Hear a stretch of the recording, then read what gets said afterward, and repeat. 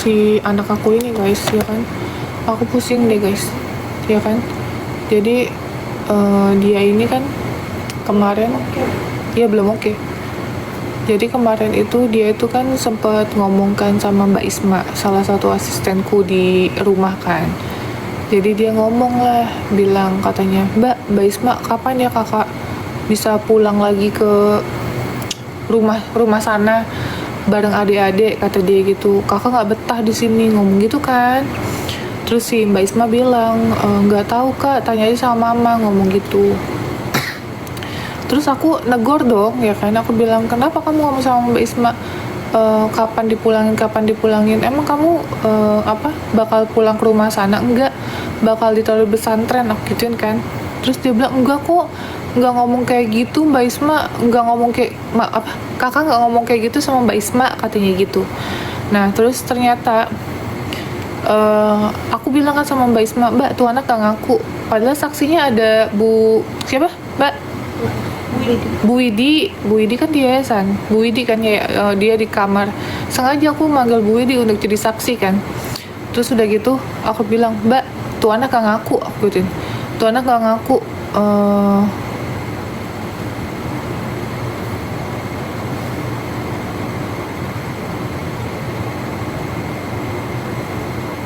Katanya tuh anak gak ngaku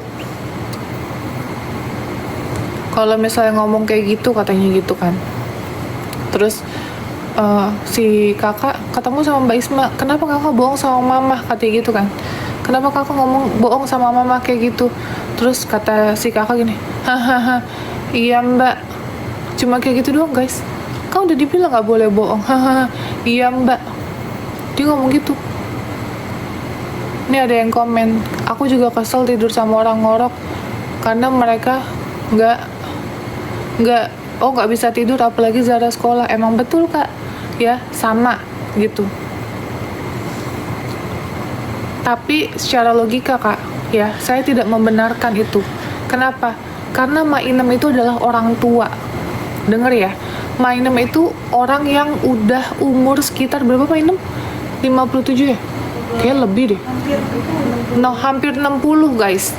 Ya, pikir pakai logika kalian. Anak umur 10 tahun ngebangunin orang tua ya pakai kaki. Logika nggak?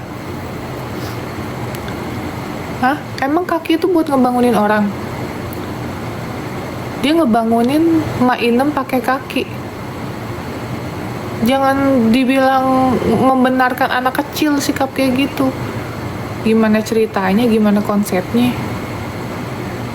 Ngebangunin pakai kaki loh, kan tidurnya kan kasurnya gini guys, dia di atas, Mak Inem di bawah, ditendang pakai kaki.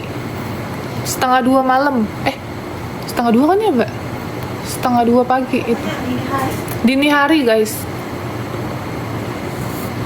Terus sampai Mak Inem keluar, ya Mak Inem keluar, terus Mak Inem nangis, minta nangis gitu deh.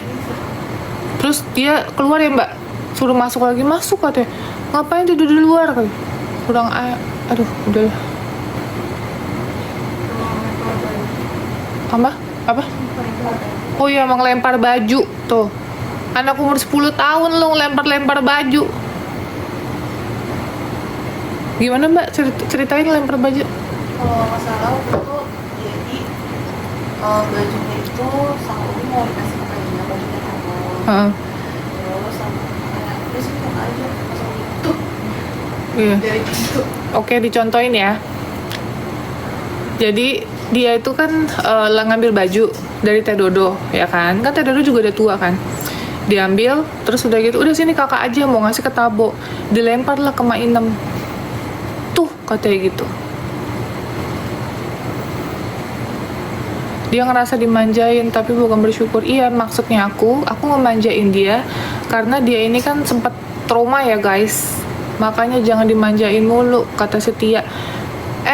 Lu pernah nggak lu punya orang tua yang pengen niatnya ngebahagiain anak? Ya, itu mah tergantung personal anaknya, tahu diri apa kagak. Lu jangan nyalain gua. Ya, kalau kita sebagai orang tua pengen ngebahagiain anak lu. Karena saya sama orang tua saya juga digituin guys. Ya, nanti kapan-kapan kita wawancara sama bapak saya. setiap hari Jumat, Sabtu, dan Minggu saya selalu nge-mall. Dia selalu diajak ke mall sama orang tua saya dari kecil, guys.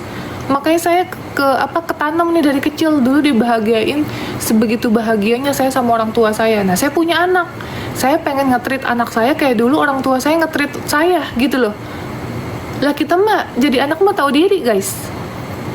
Ya, kita mau jadi anak tahu diri. Udah gede diajarin kebaikan sama mama saya ya, almarhumah mama saya. Diajarin kebaikan untuk bantu orang. Kan banyak pedagang-pedagang kecil tuh ya. Mama saya suruh turun, suruh saya ngasih makanan, suruh saya kasih uang. Itu saya belajar dari situ, guys. Belajar dari situ. Jadi jangan pernah nyalain orang tuanya loh. Disangka gue manjain ya wajar lah, namanya kita anak. Orang tua pengen ngebahagiain anak loh. Tergantung ke anaknya. Jangan nyalain kitanya. Kalau anaknya pribadinya bagus, kalau anaknya pribadinya baik, tahu diri, tahu bersyukur, gak bakal kayak gitu. Lah kita mah disalahin gimana ceritanya. Itu kan bukan anak kandung teh, jadi beda. Sebenarnya nggak ada bedanya, guys. Malah harusnya kalau anak asuh bisa lebih tahu diri sih, guys. Ya nggak sih? Dia harusnya bisa lebih tahu diri ya, mbak, daripada anak kandung ya. Harus bisa tahu di mana dia menempatkan diri, bukan malah kurang ajar. Sebenarnya, guys. Harusnya tahu ya Allah, kita dirawat nih sama sama orang tua asuh. Udahlah, kita harus bersyukur, harus banyak terima kasih. Jangan bikin pusing, mama lagi kerja, mama cari duit, mama sendirian cari duitnya. Tahu rasa terima kasih. Tahu rasa terima kasih tuh gak usah ngucapin terima kasih, guys. Lebih jadi anak yang baik aja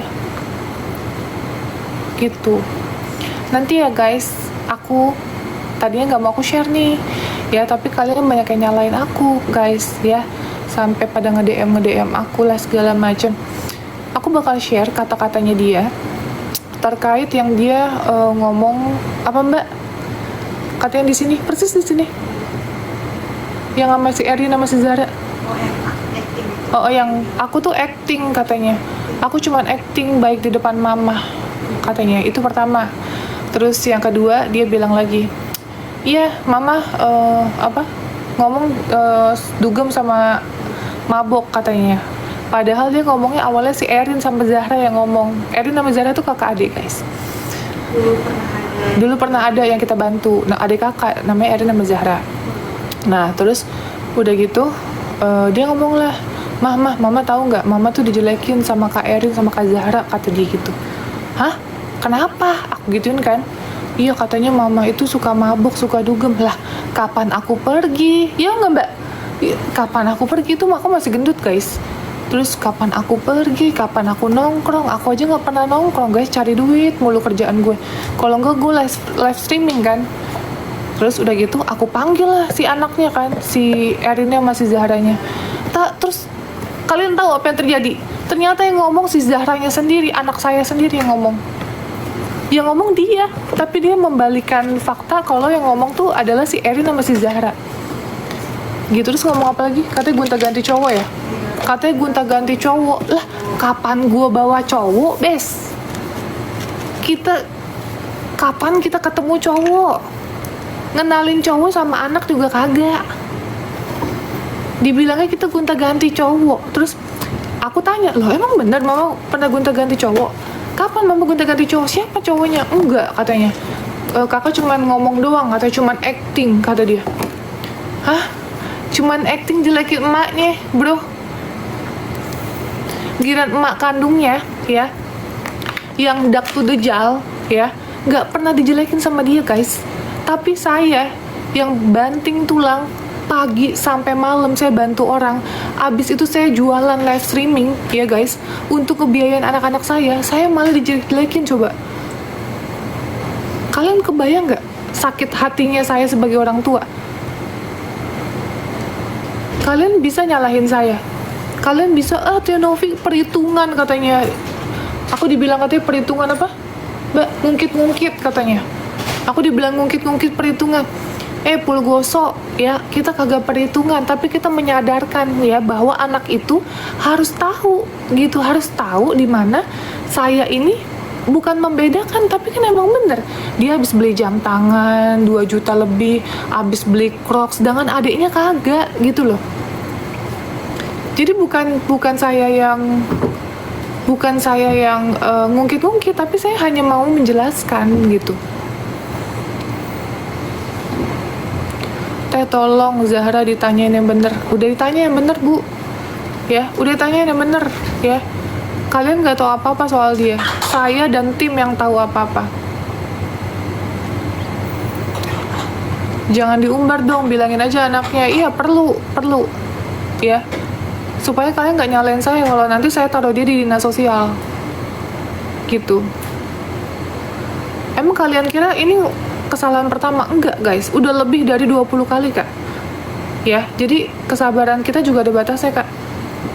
Kalau kalian nggak suka nggak apa-apa ya guys, tapi saya sudah berjuang, saya sudah berusaha untuk dia, untuk anak-anak saya.